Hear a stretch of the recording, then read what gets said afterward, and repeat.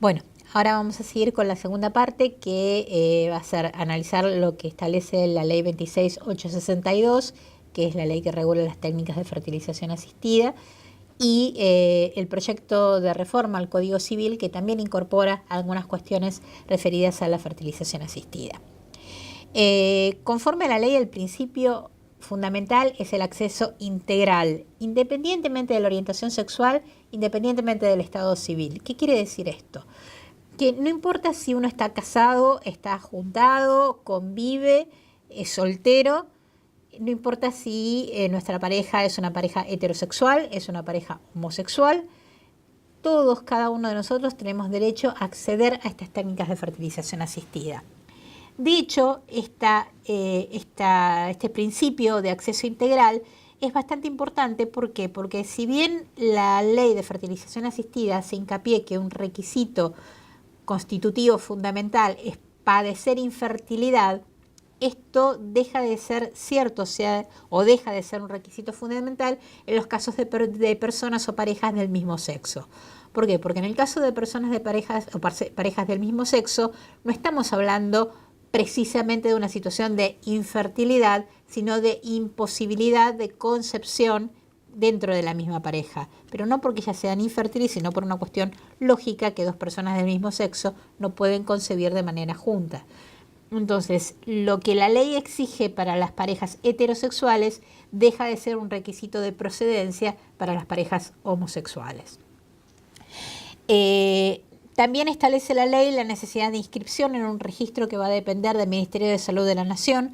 Por ahora ese registro no está funcionando. Ese es un registro en el cual se van a tener que inscribir todos los establecimientos asistenciales, no solamente los públicos, sino también los privados, que presten este servicio de técnicas de fertilización asistida.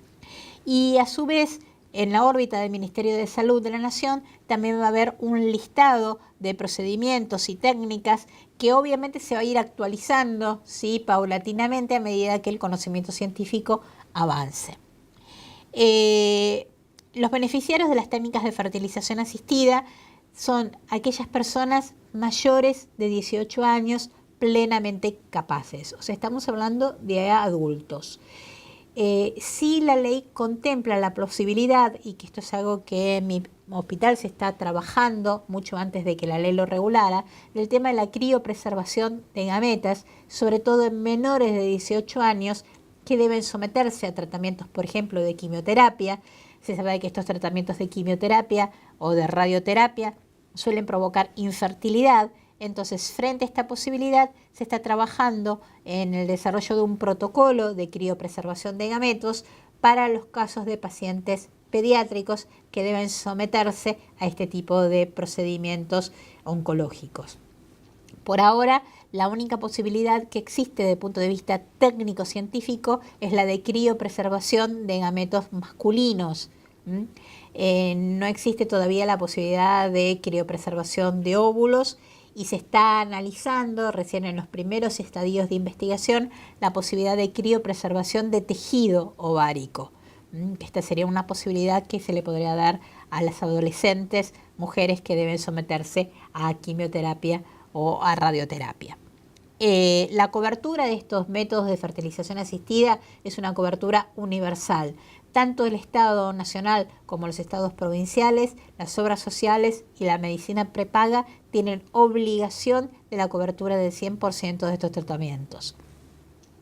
La ley de fertilización asistida establece una serie de tratamientos que van a estar cubiertos. Obviamente es una enumeración meramente enunciativa, no es taxativa, porque queda abierto a la evolución del conocimiento científico y la incorporación de nuevas técnicas. Dentro de los métodos que están cubiertos se habla de inducción de ovulación, de estimulación ovárica controlada, desencadenamiento de la ovulación, técnicas de reproducción asistida, inseminación intrauterina, intracervical e intravaginal con gametos del cónyuge, la pareja conviviente o no, o a través de gametos donados. En el decreto reglamentario de esta ley se establecen las técnicas de reproducción médicamente asistidas, se las divide en tratamientos de baja complejidad y de alta complejidad. De baja complejidad son aquellos tratamientos cuya unión de óvulo y espermatozoide se realiza dentro del vientre femenino. Esto es, por ejemplo, la inducción de ovulación, la estimulación ovárica controlada, el desencadenamiento de la ovulación y la inseminación intrauterina, intercervical o intravaginal con semen de la pareja o donante. Las técnicas de alta complejidad son aquellas donde la unión del óvulo y el espermatozoide se produce fuera del vientre femenino. Y entre ellas la ley menciona la fecundación in vitro, la inyección intracitoplasmática de espermatozoide, la criopreservación de ovocitos y embriones. La ley acá nuevamente ocurre en el error de hablar de criopreservación de embriones, cuando ya hicimos hincapié que lo que se criopreserva es el óvulo fecundado, donación de ovocitos, vitrificación de tejidos reproductivos, que esta es una técnica que, como les dije antes, recién está en estadios experimentales iniciales.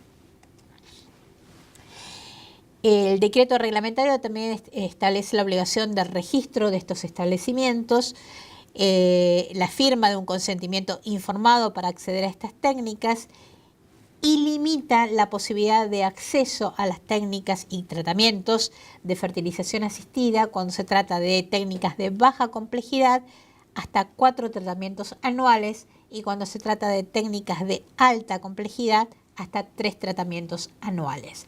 Y también establece la necesidad de primero someterse a tratamientos de baja complejidad, al menos a 3 tratamientos de baja complejidad, y recién ahí pasar a los tratamientos de alta complejidad, salvo que haya una indicación médica precisa de ir directamente, de acceder directamente a los tratamientos de alta complejidad.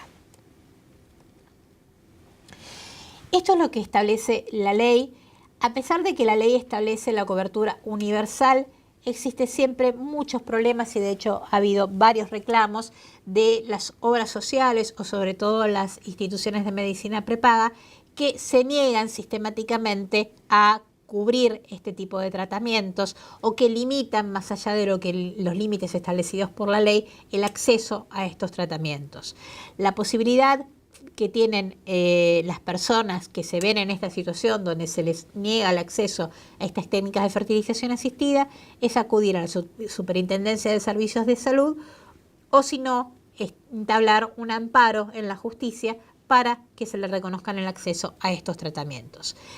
Lo que sí hay que tener muy presente es que este tipo de negativas es una negativa totalmente ilegítima e ilegal. Las obras sociales, las prepagas, no pueden negarse a cubrir este tipo de tratamientos bajo ningún pretexto.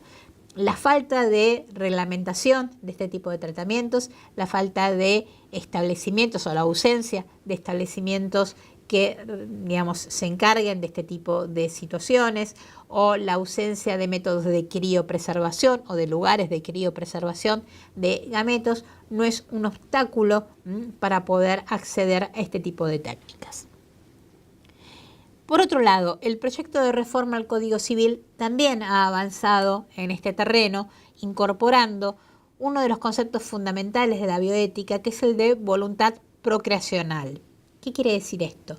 Madre, padre no va a ser ya aquel que biológicamente puede ser padre o madre, sino va a ser aquel que reconoce su deseo de ser madre o padre.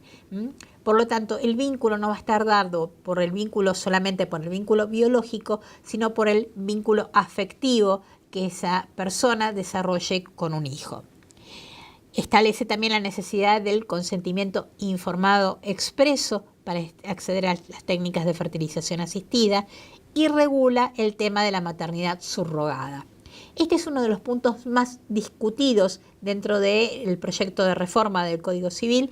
De hecho, es una de las cuestiones que, sobre todo la Iglesia Católica, ha realizado un lobby bastante importante para que se detuviera en el Congreso el análisis del proyecto de reforma al Código Civil. Establece como requisitos la homologación judicial. Esto quiere decir, nadie va a poder acceder a la maternidad subrogada si un juez no ha prestado su conformidad para poder establecer este tipo de contrato. Los requisitos que establece, el primordial deberá tenerse en miras el interés superior del niño que pueda nacer. esto no deja de ser controvertido porque en realidad no hay una definición concreta de qué es lo que se entiende por interés superior del niño. El interés superior del niño es un principio constitucional que viene incorporado en la Convención de los Derechos del Niño, que la Constitución reconoce sí, como uno de los instrumentos de derechos humanos con rango constitucional. Y en principio supone el mejor interés del niño aquel que mejor protege sus derechos y que más derechos le reconoce. El punto es que muchas de nuestras decisiones suelen ser decisiones egoístas, y tomar decisiones egoístas no es ni legítimo ni legal. Muchas veces uno decide ser madre o padre no porque sea lo mejor para el hijo por venir, sino porque uno desea realizarse como mujer o como varón en la paternidad, en la maternidad, y esto es una decisión egoísta, pero no es necesariamente ni legal ni legítima. Entonces, muchas veces analizar cuál es el mejor interés del niño, y ya lo vamos a ver en otras de las cuestiones que regula el proyecto de reforma, suele ser una cuestión bastante abstracta y difícil de poder bajar a la concreción. La gestante debe tener plena capacidad, buena salud física y psíquica. Al menos uno de los comitentes, o sea, uno de quienes van a ser los padres reconocidos legalmente, debe haber aportado sus gametos. Él o los comitentes deben poseer imposibilidad de concebir o de llevar un embarazo a término. La gestante, esto es quien presta su vientre, no debe haber aportado sus gametos ni debe haber recibido retribución alguna. Y sí necesariamente debe tener al menos un hijo propio y no haberse sometido a un proceso de gestación por sustitución más de 2 veces. Como vemos, es bastante acotado, ¿sí?, las posibilidades que establece este proyecto de reforma. No deja librado demasiadas, alternativas distintas. Otra de las cuestiones que establece el proyecto de reforma y que es otra de las cuestiones más controvertidas es la posibilidad de filiación post-mortem y la situación de derecho a la información. ¿Quiénes pueden acceder a saber sus orígenes biológicos y en qué condiciones? En los casos de gestación post-mortem, esto es, la posibilidad de tener un hijo cuando uno de sus padres ya ha fallecido, generalmente cuando es el padre el que es fallecido, son distintas clases que podemos tener en la concepción post-mortem. Aquella que viene a través del esperma criopreservado, o sea, el varón que ante la posibilidad de fallecimiento, ya sea porque tiene una enfermedad mortal o porque desarrolla una actividad de altísimo riesgo, decide criopreservar su semen para que una vez fallecido su mujer acceda a este semen y pueda sí fertilizarse. O la extracción de esperma del cadáver del paciente en estado comatoso o del paciente en estado vegetativo persistente o permanente. Y la otra posibilidad es la fecundación ante-mortem, esto es, óvulo fecundado por esperma, se criopreserva ese ovocito y luego se implanta una vez que el padre ha fallecido.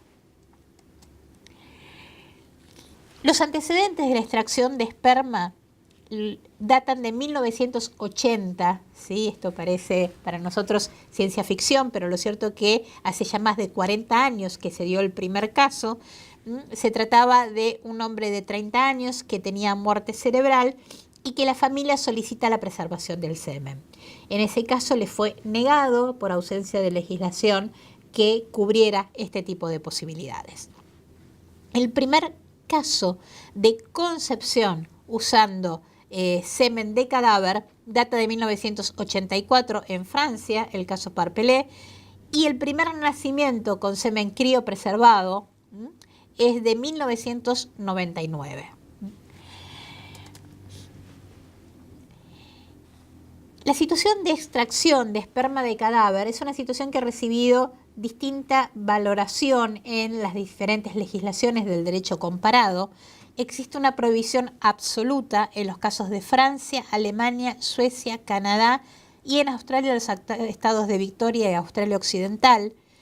Está solo permitido en el Reino Unido cuando existe consentimiento informado escrito, Esto está regulado sí, por el acta o la ley de fertilización humana y embriología, que data de 1990, y se aplicó, una de las primeras veces que se aplicó fue en 1997, en el caso Regina.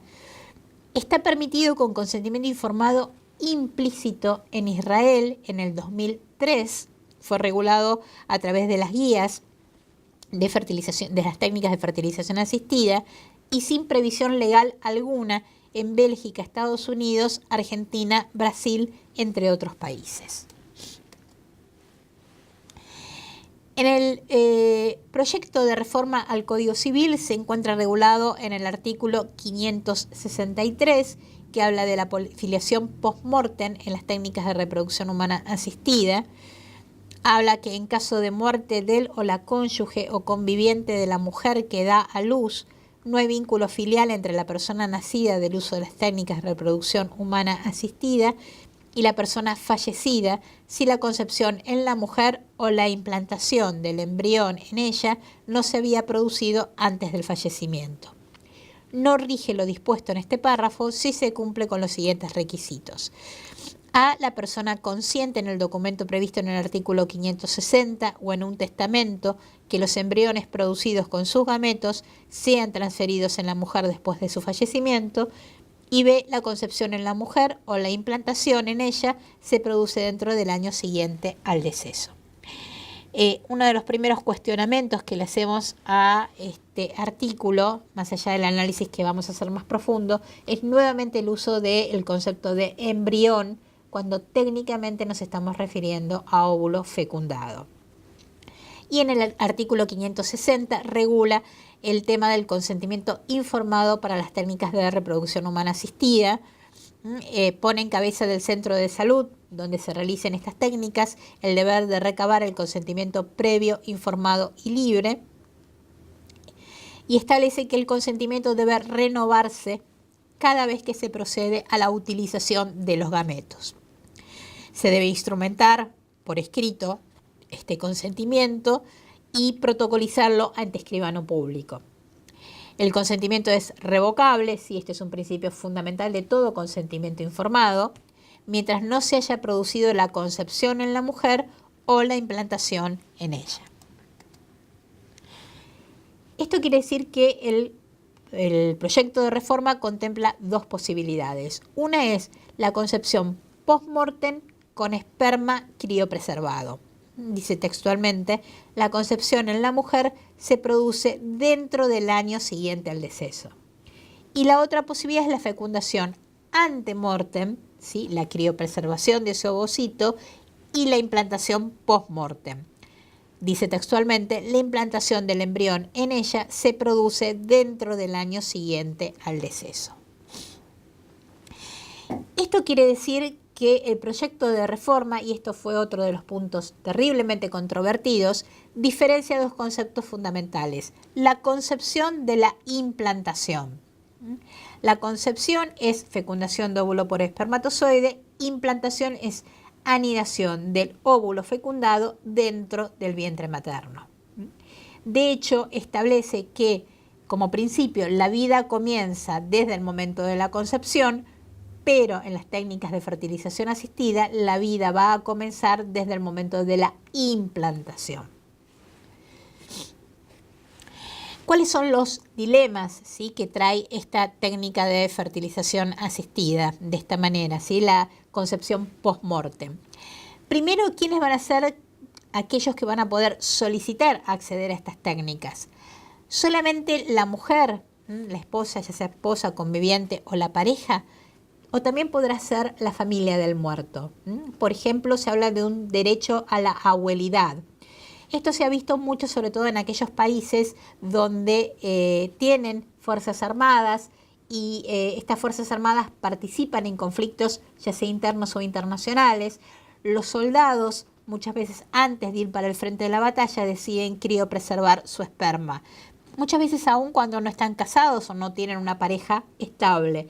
Entonces ha pasado, esto se ha visto por ejemplo en Estados Unidos o en Inglaterra, donde la familia del soldado que ha fallecido y que conoce que se ha criopreservado este semen, se presenta solicitando poder utilizar ese semen.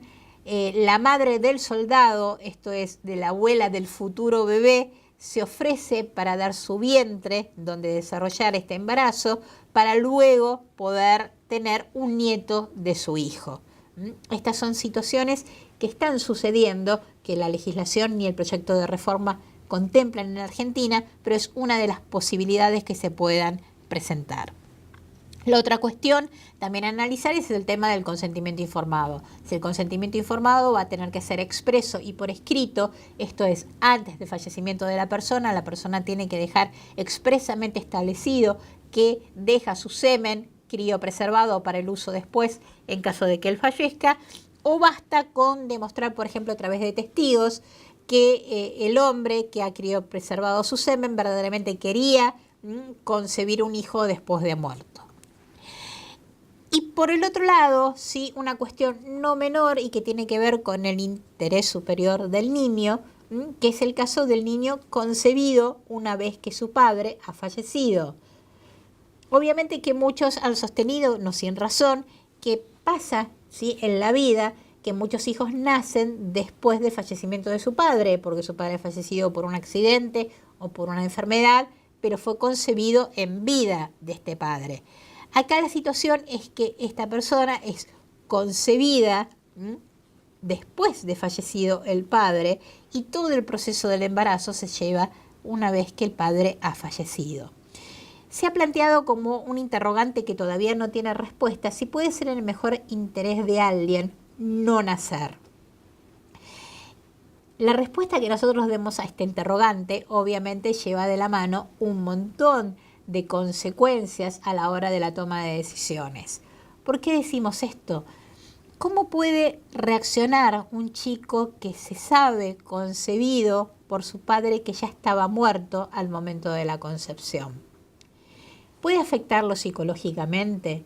¿Es su mejor interés nacer de esta manera? Bueno, estos son interrogantes que todavía no han sido respondidos y que si el día de mañana se aprueba este proyecto de reforma va a traer no pocos problemas a la hora de la toma de decisiones. Se habla del derecho a tener un padre, de la posibilidad de cosificar a este chico de esta manera. Y por otro lado, algo que obviamente no se excede totalmente, pero que tiene que ver con el derecho sucesorio. Nosotros sabemos que quienes acceden a la sucesión son aquellos, por ejemplo, personas por nacer, pero que estaban en estas condiciones en el momento que se produce el fallecimiento de la persona y que nacen una vez que fallece la persona. Pero ¿qué va a pasar con estos chicos que en realidad no eran ni siquiera personas por nacer al momento del fallecimiento, pero que nacen después del fallecimiento del padre? ¿Tendrán acceso a derechos sucesorios? ¿Concurrirán en un mismo pie de igualdad que los hijos que ya estaban concebidos al momento del fallecimiento? Si bien reitero, esta es una situación que nos excede largamente en este tema, no deja de ser una complicación más que se presenta en el panorama. Obviamente todas estas cuestiones tienen que responder necesariamente al principio bioético de ponderación. Esto quiere decir valorar con respecto a una proporcionalidad de medios afines, teniendo en cuenta que principio fundamental es que los medios no son justificados por el fin que se logre alcanzar, y además con respecto a cuáles son los beneficios y los perjuicios que pueden traer este tipo de tratamientos. Obviamente que la ley es un marco general de referencia, no puede tomar en cuenta la individualidad de cada caso particular, pero lo cierto es que la toma de decisiones tiene que ser individualizada, tiene que ser particularizada. Esto es algo que enseña la bioética y por lo tanto la ponderación va a ser una ponderación casuística, esto es caso a caso particularmente. Y aquello que decidamos en un caso particular no necesariamente va a aplicarse al resto de los casos. Y tener muy en cuenta también la posibilidad que se va a plantear de acceso a la información, acceso a que viene de la mano de el avance científico que permite hoy en día saber que, por ejemplo, dentro de un banco de semen se encuentran los orígenes de la persona y que esa persona para el día de mañana, por ejemplo, la necesidad de saber si puede o no transmitir una enfermedad genética, desea contar con esta información. El proyecto de reforma al Código Civil establece que este derecho a la información tiene que ser ejercido a través de una autorización judicial y limita el acceso a la información para aquellos casos en los cuales exista la posibilidad de transmisión de enfermedades genéticas graves o deja abierta la posibilidad que el juez decida en el caso particular autorizar el acceso a la información. Muchas son de las cuestiones que quedan totalmente abiertas al debate, en los que personalmente no sé si se necesita más regulación, porque a medida que aumenta la regulación, esto va cerrando los caminos de la discrecionalidad, pero también va entorpeciendo en cierta medida la toma de decisiones. Lo cierto es que la implementación de estas técnicas de fertilización asistida, aun cuando han sido reconocidas legalmente en Argentina, todavía siguen siendo bastante dificultosas en su acceso. Y bueno, es un permanente desafío que queda abierto a la discusión en el futuro. Bueno, muchas gracias.